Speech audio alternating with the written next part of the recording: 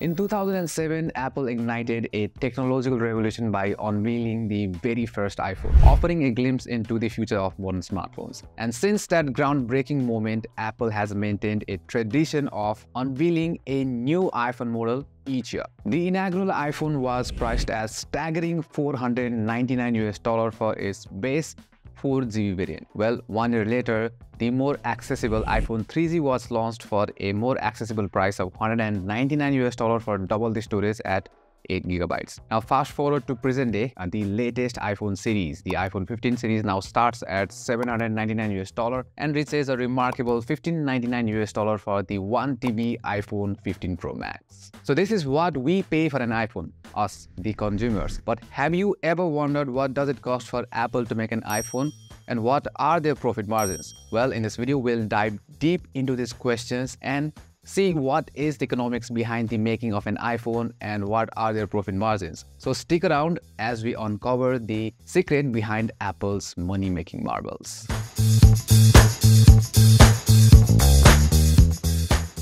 So let's kick things off by taking a closer look at the estimated cost of the components that make up an iPhone. And what's interesting this year is that with the iPhone 15 series, the profit margins are actually slimmer in comparison to the iPhone 14 series. So what's behind this shift? The cost for the individual components of the new iPhone. As reported by Japan's Nikkei, as reported by Apple Insider, the cost for Apple to manufacture the new iPhone 15 Pro Max is actually 12% higher compared to its predecessor, the iPhone 14 Pro Max. So despite the increase in the manufacturing cost, as we know, Apple has kept the price of the new iPhone 15 Pro Max same as the last year's iPhone 14 Pro Max, although there were rumors suggesting that the price might go up. So this choice by Apple means that they are earning less profit on sale of each iPhone 15 Pro Max compared to the sale of the iPhone 14 Pro Max. Now let's break down the key factors that is driving this higher bill of materials. And one of the major contributor in this is the new 5x telephoto camera with its tetra prism system,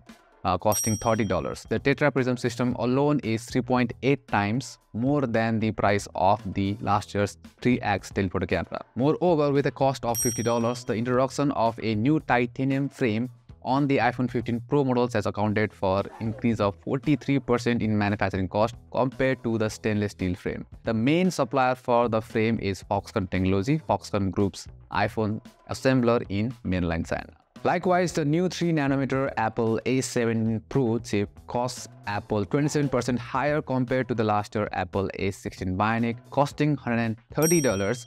Well, Apple designs its chip in-house and partners with TSMC to manufacture the chips. Moving on, the displays on the iPhone 15 series haven't undergone any massive changes, but the display of the iPhone 15 Pro Max strangely added extra 10% to the production cost. Well, as we know, these displays are supplied by Samsung to Apple for a cost of $115. On the contrary, the prices of the NAND flash chips used for the internal storage have gone down due to less demand. So the base variant of the iPhone 15 Pro Max is using 256GB storage, which is double the storage of the base variant of the iPhone 14 Pro Max, and yet it only added 5% to the production cost. As you might know, Apple does not manufacture all of its parts in-house. It sources parts from different parts of the world, and LG is one of the major suppliers for some of the parts of the telephoto camera. Likewise, the displays are sourced from Samsung, and both of these are South Korean companies. Apple sources 29% of the value of the iPhone 15 Pro Max from South Korea alone.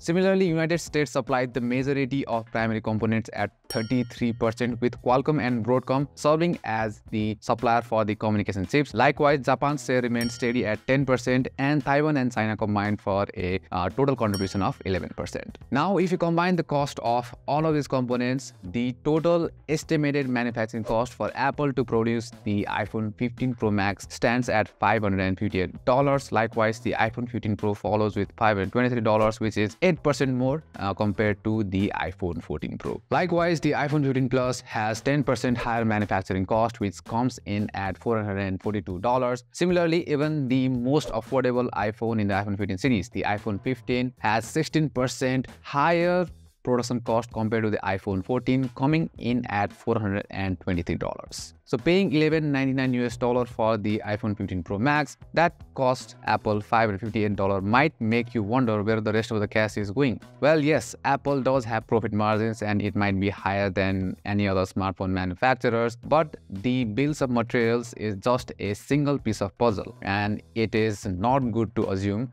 that every dollar beyond the material expenses immediately transforms into profit for Apple. Now, this is where we have to consider another crucial factor, and that is the labor cost. So historically, China has been the favored destination for manufacturers like Apple as it offers very low labor cost. But in recent years, the landscape has shifted as the labor cost in China has gone up, and now countries like India and Vietnam are offering even lower labor costs compared to China. Despite this change, Apple still depends on China due to its abundant skilled labor forces, but Apple is now diversifying its manufacturing footprint by expanding its operations to countries like India and Vietnam to reduce its dependence on China. While we do not have exact figures for the labor cost, it is safe to assume that substantial portion of the total expense has been allocated to the labor cost.